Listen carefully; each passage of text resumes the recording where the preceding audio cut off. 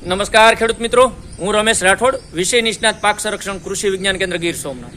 ખેડૂત મિત્રો, વૈશ્વિક યુદ્ધની અંદર વિશ્વના ઘણા બધા દેશો સાથે ચાલી રહેલા આ યુદ્ધની અંદર ખૂબ માઠા સમાચારો આવી રહ્યા છે કે આવતા દિવસોમાં ખેતીની અંદર વપરાતા ઇનપુટ, એની અંદર વપરાતા ખાતરો હોય, એની અંદર વપરાતી દવાઓ હોય અથવા અન્ય ઇનપુટનો ભાવ વધારો થવાની શક્યતાઓ છે. કારણ કે વૈશ્વિક જે આ પરિસ્થિતિ હોય તો એની અસર આપણને પણ પડવાની છે.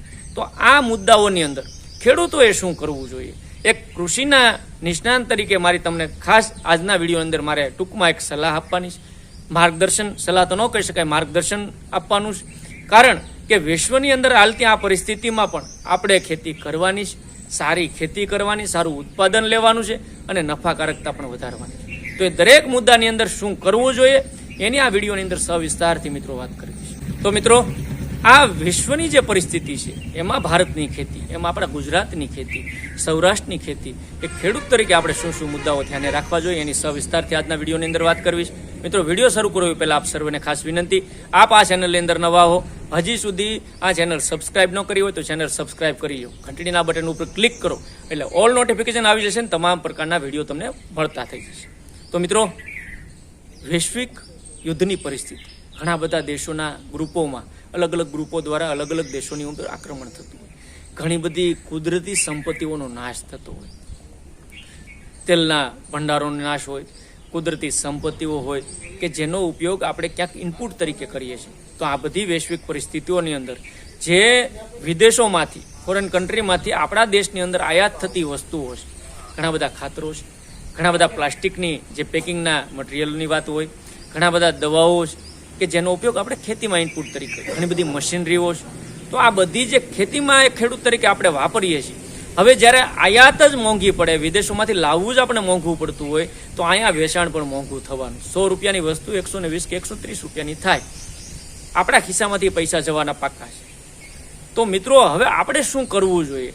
આપણે બીજું તો કાંઈ નથી કરી શકતા. આ વૈશ્વિક પરિસ્થિતિની અંદર કોઈ કંટ્રોલ આપણો નથી હોતો, પરંતુ આપણે જે કરવાનું છે એ પદ્ધતિઓમાં ક્યાંક ને ક્યાંક આપણે સુધારા વધારા કરી શકીએ. અને હું માનું છું કે જે પણ ખેતીની પદ્ધતિઓ કરો છો, નાનકડા ઉદાહરણ સાથે સમજવાની કોશિશ કરીએ. બિયારણથી શરૂઆત કરીએ, ખાતર, દવા, અલગ પ્રકારના મટીરિયલો, અલગ ખેડની પદ્ધતિઓ, જેની અંદર બધું જ ક્યાંક ને ક્યાંક ઇમ્પ્લિમેન્ટ વપરાય, રો મટીરિયલ વપરાય કે જે બજારમાંથી ખરીદી છે જેના પૈસા ચૂકવે.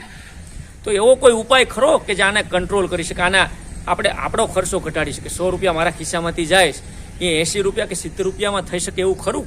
તો એના માટે ઘણા બધા ઉપાયો પણ છે. હું તમને પહેલાં પાયાથી શરૂઆત કરું, ખેડથી. ઘણી વખત આપણે વધારે પડતી ખેડ કે જ્યાં 1 કે 2 પ્રકારની ખેડની જરૂર છે ને એનાથી આપણું કામ પતી જાય છે. રાપ મારી સમાર મારીને આપણી જમીન તૈયાર થઈ જાય છે, ચા પડી જાય ને કપાસ છોપાઈ જાય અથવા મગફળીનું આયોજન થઈ જાય છે. ત્યાં આપણે ઘણી વખત 2 કે 3 કે 4 વખત લોકો ખેડ કરતા હોય છે, જે વધારે પડતી કોમ્પેક્ટલી ખેડ કરવાથી ઘણી વખત નુકસાન પણ થતું. બીજી વાત આવે રોટાવેટર. ઘણી વખત રોટાવેટરની અંદર પહેલા ગેરની અંદર લોની અંદર તમારું ટ્રેક્ટર હાલતું હોય અથવા તમારી મશીનરી હાલતી હોય, એનું ખૂબ મોટા પ્રમાણમાં ડીઝલ ફૂંકાતું હોય અને તમારો જ્યાં 100 રૂપિયાનો ખર્ચો ત્યાં 150 રૂપિયાનો થતો હોય. હું એવું નથી કહેતો રોટાવેટર નથી મારવાનું, ફાયદા ગેરફાયદાની વાતો આગળનો વિડીયોમાં આપણે કરી છે, પરંતુ હું તો એટલું કહું છું કે તમારી જે જમીન છે એને એવી બનાવો કે જમીનને જ ફળદ્રુપ બનાવો, જમીનને જ પોષી બનાવો. તમારે એટલા પ્રકારની કે એટલી મહેનતવાળી ખેડ જ નહીં કરવી પડે. તો એના માટેના અગાઉના પગલાઓ પણ ભરીએ.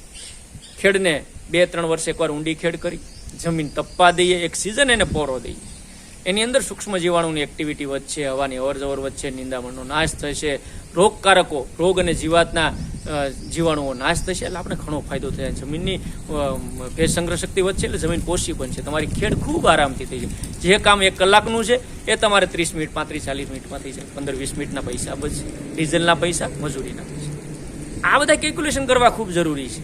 તો જે પણ ખેડની પદ્ધતિઓ છે, મેં કીધું ને કે એક ખેડથી થાય એમ છે. ઘણા મિત્રોને મેં જોયા છે કે ઘઉંની અંદર હાર્વેસ્ટર માર્યું, મારા મિત્રોએ મને જ્યારે ફોટા મોકલ્યા ખૂબ ખુશી થઈ. હાર્વેસ્ટર મારી કોઈ પ્રકારની એની અંદર ફક્ત સામાન્ય એકાદ કદાચ 5 કે હમાર મારી દીધી અને તરત એની અંદર કોઈ જે લીલો પડવાશ તરીકે શણ અથવા બાજરાનું એમને છાંટી દીધું અને ઉગી ગયો, હવે પછી એકવાર ખેડ કરશે. ઘણા બધા મિત્રોએ એવું કર્યું, ઘઉંના ભૂસાને પહેલા સળગાવ્યું, પછી એની અંદર ખેડ કરી, એકાદ 2-3 વખત ખેડ કરીને પાછી જમીનને તપવા દે, પછી પાછી 1-2 વાર ખેડ કરશે. એટલે 3-4-5 વખતનો ખર્ચો કરવામાં આવે. તો મિત્રો આ જરૂર નથી. તો પૈસા વૈશ્વિક આ પરિસ્થિતિની અંદર પહેલા તો ખેડૂતને મહત્વ આપે. બીજી વાત, બિયારણનો દર મિત્રો મોંઘું છે. બિયારણ જ્યારે ખરીદશું તો કોઈ પણ બિયારણ 100 કે 150 રૂપિયાનું કિલો આવે છે, જ્યાં જરૂર આપણે 20 કિલોની જ હોળ ગુઠાના વીઘામાં છે તો હું કામ 25 કિલો નાખીએ, શું કામ 28-30 કિલો નાખીએ? ઘણા ખેડૂત કે જમીન ખાઈ જાય. જમીનને મોઢું નથી ખાતી, જમીનનો અંદર દાણો બફાઈ જાય, ઉગતો નથી. તમારા અતિશય કેમિકલો તમારી જમીનમાં સૂક્ષ્મ જીવાણુ જ નથી કે એને ઉગવા માટે યોગ્ય વાતાવરણ પ્રોત્સાહિત કરે. તો એના માટે તમે એને વાતાવરણ આપો. 20-22 કિલોની જે ભલામણ છે એટલું જ નાખો. 6 કિલો 28 કિલો નાખો ને એના 6 કિલોના પૈસા 700 રૂપિયા બચાવો. કારણ કે હવે આ કટોકટીની અંદર જેટલા પૈસા ખિસ્સામાં બચશે એટલો જ તમને નફો છે, એટલો ફાયદો છે. તો બિયારણનો દર ખૂબ મહત્વનો છે. બિયારણનો ઉગાવો ઓછો થાય તો એને બિયારણને યોગ્ય માવજત 1 વીઘાની અંદર 100 કે 150 રૂપિયાની થાય. 150 રૂપિયાના વાકે 500 રૂપિયાનો જાતો કરીએ, છોડવા હુકાઈ જાય ને હુકારો આવે તો જવા દઈએ. તો યોગ્ય બીજ માવજત આપીને વાવેતર કરીએ. ખાતરમાં હું તમને સ્પષ્ટ કહી દઉં કે જેટલા કેમિકલો ખાતરો બજારમાંથી ખરીદશો એ મોંઘા જ પડવાના, આવતા દિવસોમાં પણ મોંઘા જ પડશે. આજ તો ગવર્મેન્ટની ખૂબ સબસિડી છે એટલે સસ્તું પડે. બાકી એક થેલી જે આજ આપણે 300 રૂપિયાની કે 1200 રૂપિયાની ખરીદતા હોય એમાં સીધો જ 300 રૂપિયાની થેલી 600 કે 700 રૂપિયાની કે 800 રૂપિયાની થાય. જો સબસિડી ન હોય તો 1200 રૂપિયાની થેલી સીધા 2500-3000ની થાય. પણ ઠીક છે, સબસિડી છે, પણ જ્યારે વૈશ્વિક ભાવ વધશે તો એમાં પણ વધારો આવવાનો છે. તો ખાતરનો જે ડોઝ છે એમાં 2 વાત છે. એક તો જો પ્રાકૃતિક કે ઓર્ગેનિક ખેતી કરતા હોય તો મિત્રો હવે થોડું ખાતર ઘટાડી ગયો. 100 કિલો ખાતર તમારા 2 કે 3 વીઘામાં 2 બેગ નાખતા હોય અથવા 1 બેગ નાખતા હોય તો એમાં 20-30-25% સીધો ઘટાડો મૂકી ગયો. કે ગયા વર્ષે 1 વીઘામાં મેં 30 કિલો ખાતર નાખ્યું હતું તો એની અંદરથી આ વર્ષે મારે 25% ખાતર ઘટાડી દેવું, 5 કિલો 6 કિલો ઘટાડી દેવું. હવે આ વખતે 22-25 કિલો નાખું, આવતા વર્ષે 15-17 કિલો નાખું. તો એના ઓપ્શનમાં હું તો સારું દેશી છાણિયું ખાતર, પ્રાકૃતિક ખેતીના આયામોમાં ઘન જીવામૃતનો ઉપયોગ કરીએ. ઓર્ગેનિક મેટર ઘણી બધી બજારની અંદર મળતી હોય, જે અલગ અલગ પ્રકારના ખોળ સ્વરૂપે એડીનો લીંબોળીના ખોળનો ઉપયોગ કરીએ તો પણ જમીનની અંદર સૂક્ષ્મ તત્વોનું અને પોષણ તત્વોનું વ્યવસ્થાપન કરી દઈએ. NPK કોન્સોટિયા અથવા તો અલગ અલગ પ્રકારના રાઇઝોબિયમ, ફોસ્ફેટના બેક્ટેરિયા, પોટાશના બેક્ટેરિયા, સલ્ફરના બેક્ટેરિયા વાપરીએ. હું તો ઘણી વખત વાત કરતો હોય, ખૂબ સસ્તા છે.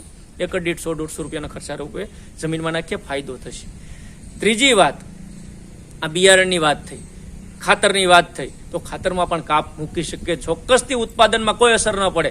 હા, ઉત્પાદનમાં અસર ક્યારે પડે? તમે કોઈ વસ્તુ એને ઓપ્શન આપતા જ નથી તો અસર પડે. તમે એક બાજુ રાસાયણિક ખાતરો ઘટાડીને એને જૈવિક ખાતરો, ઓર્ગેનિક ખાતરો, સારી યોગ્ય મેટર આપો છો તો છોડને પોષણ મળે છે. ઉપરથી વોટર સોલ્યુબલ ખાતરો છાંટો છો તો એને ફાયદો થાય છે. તો આ થોડાક ઉપાયો ખાસ કરવાની જરૂર છે. વૈશ્વિક જે પણ યુદ્ધની પરિસ્થિતિમાં જે પણ વસ્તુના ભાવ વધે છે એ ભાવના વધારા સામે ખેડૂતોએ ટકી રહેવું હોય, નફાકારક ખેતી કરવી હોય તો વિદેશોમાંથી, ફોરેન કન્ટ્રીમાંથી આયાત થતા ઇનપુટો જે અહીંયા મોંઘા થવાની આવતા દિવસોમાં શંકા સેવાઈ રહી છે એના આગોતરા પ્લાનિંગ તરીકે અત્યારથી જ આપણે તૈયારી કરી લેવાની છે, એટલે સીધી પછી અસર પડે નહીં. તો એના માટે ખાસ મારી વિનંતી છે કે ખાતર, દવાઓ, ઇનપુટો એનું યોગ્ય વ્યવસ્થાપન જો કરવામાં આવશે તો કોઈ મુશ્કેલી નહીં થાય. આવતા દિવસોમાં સારામાં સારી ખેતી, યોગ્ય વ્યવસ્થિત ખેતી કરી શકશું. અને વૈશ્વિક જે પણ પરિસ્થિતિ છે, યુદ્ધની પરિસ્થિતિ હોય કે એકબીજા દેશોના ટકરાવ હોય અને એનું ભોગ બનવાનું આપણે અહીંયાના ખેડૂતોએ, આપણા લોકલ ખેડૂતોએ થવાનું થતું હોય તો એ ખેતી સામે આપણે ટકી શકશું અને સારી નફાકારકતાવાળી ખેતી કરી શકશું.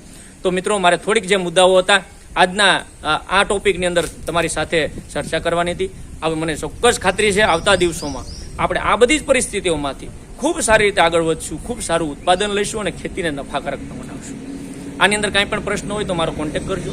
મારા સોશિયલ મીડિયાના કોઈ પણ હેન્ડલ ઉપર આપ મેસેજ કરશો અથવા પર્સનલી કોન્ટેક્ટ વોટ્સએપ દ્વારા પણ આપણે માહિતી સાથે મળી શેર કરવાનો પ્રયત્ન કરશું. ખેતીને સુધારવા, ખેતીને નફાકારક બનાવવામાં તમામ પ્રયત્નોમાં આપ પણ જોડાવ એવી આશા સાથે આજની વાતને અહીંયા જ વિરામ આપું છું. ફરી પાછા મળશું એક નવા વિષય સાથે, નવી ટેકનિકલ માહિતી સાથે. ત્યાં સુધી મારી સાથે જોડાયેલા રહેજો. આપ સર્વે મિત્રોનો ખૂબ ખૂબ આભાર, ધન્યવાદ, થેન્ક યુ.